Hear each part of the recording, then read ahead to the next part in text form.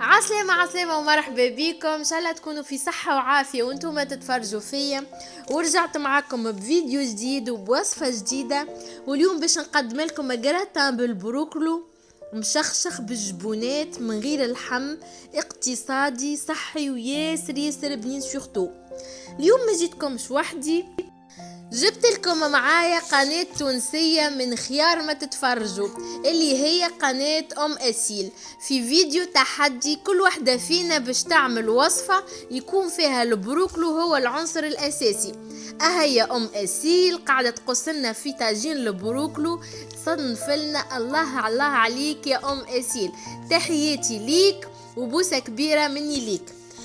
ويعطيك الصحة على الطاجين اللي ريحته قاعدة تفحفح من صفاقس حتى لهنا. وتوا خلينا نمشيو مع بعضنا ونشوفوا كيفاش عملنا الجراتان بالبروكلو. اما قبل كل شيء ما تنساوش باش تعملوا طلع على قناة ام اسيل، راهي حضرت لكم وصفة ياسر فاوحة، وعلى ضمانتي جربوا ما تندموش.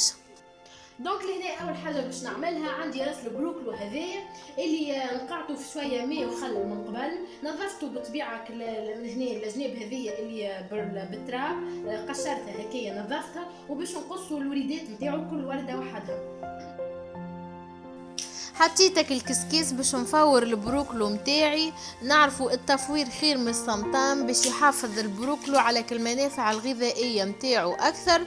ملحت الماء، رميت فيها 2 ورقات رند، 4 فصوص ثوم باش ينحيوا لي الريحة متاع البروكلو،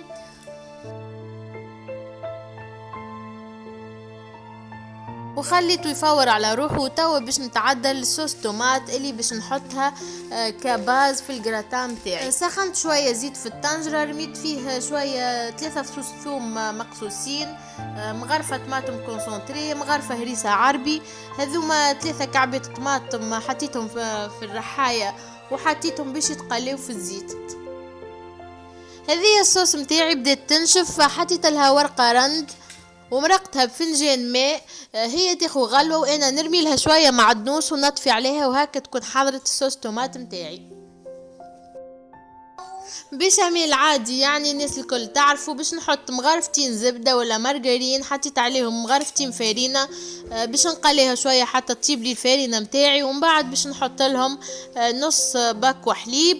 بالطبيعة بالنسبة للفاح ملحت، حطيت جوزة الطيب ولا نواد مشكاد اللي تبنن لي برشا البشاميل، وانا نعشقها في البشاميل خاطر تعطيه نكهة خاصة. هذا هو الفاح. اللي عنده فلفل اكحل يحط، بالنسبة لي ما نحطش للفلفل الاكحل خاطر في الدار عندهم حساسية من الفلفل الاكحل، ما يدورش عندي في الدار. فوالا اختياري. الجبونات اللي عندك في الدار تحطهم في البشاميل. هنا عندي كابتين فورماج رميتهم ذابولي، وعندي حكه كريم فريش. نورمالمون ما تجيش الكريم فريش، رابش قولي لي كريم فريش في البشاميل، لكن انا نحطها باش تزيد تعزز لي النكهه نتاع البشاميل. البشاميل متاعي حضرت فيت عليه وتعديت لحاجه اخرى. رجعت ولك البروكلو اللي قاعد يفور. ماذا بينا البنات ما يطيبش برشا، باش خاطر نعرفوا البروكلو كي يطيب يسيب برشا ماء. ماذا بيا نعملوا نص تياب ومن بعد باش نرفسوه، باش كي نجي نكعبرو نلقى ما نكعبر بطبيعته، باش نحط له الشابرور باش ينجم يشد روحه. رفستو هكايا، وماذا بينا زادا ما نرفسوهوش مليح نص رفسان البنات. توا باش نحط من كل فاح نص مغرفة صغيرة متاع ماكلة. حطيت كمون، كركم، ملح، زنجبيل، وحطيت شوية معدنوس. وتوا باش نبدا نزيد في الشابلور بشوية اللي نتحصلوا على عجينة متاع البروكلو تكون متماسكة نجمو نكعبروا بها كعابر. جبن الكويستو هذايا متاع الطاجين قصيته مكعبات صغار، نعمل كويرات كما تشوفوا هكايا، نحط فيهم شوية جبن ونكعبرهم كما قاعدين تشوفوا الطريقة. اللي نكمل الخليط الكل. كعبيراتنا ما شاء الله كملوا، تو ما بقالي الا باش نعديهم في الفارينة في العظم ومن بعد في الشابلور. الزيت قاعد يسخن. كملت تقليد كعابر البروكلي، وتوا جبت طبق متاع الفور باش نحط فيها صوص طوماط اللي حضرتها.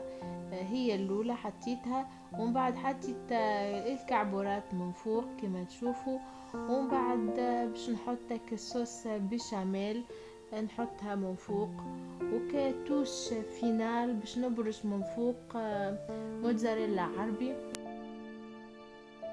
هكا نكون كملت الطبيق متاعي. سخنت الفور ودخلته جوست باش يتحمر وتذوبك الموتزاريلا وتعطيك التجبيدة المزيانة، خاطر كل شيء عندي طايب لهنا جوست باش يتحمر. فوالا فوالا لهنا بعد ما خرجته من الفور باش نحط فوقه عريشات معدنوس باش نزيد نزينه. وكما تعرفوا العين تاكل قبل الكرش. هذا هو طبيق البروكلو متاعي، من أبن ما تاكلوا من أبن ما تذوقوا. دونك حاجة تعجب العين وتسر الخاطر. قبل ما نخليكم البنات ان شاء الله تعملوا طلع على قناة أسيل وتاخذوا بخاطري.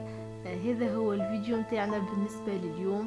ياريت اذا عجبكم الفيديو تنزلوا على ابوني باش يوصلكم كل جديد، وتعملوا لي لايك المزيانة، وان شاء الله في فيديو اخر، وبسلامة.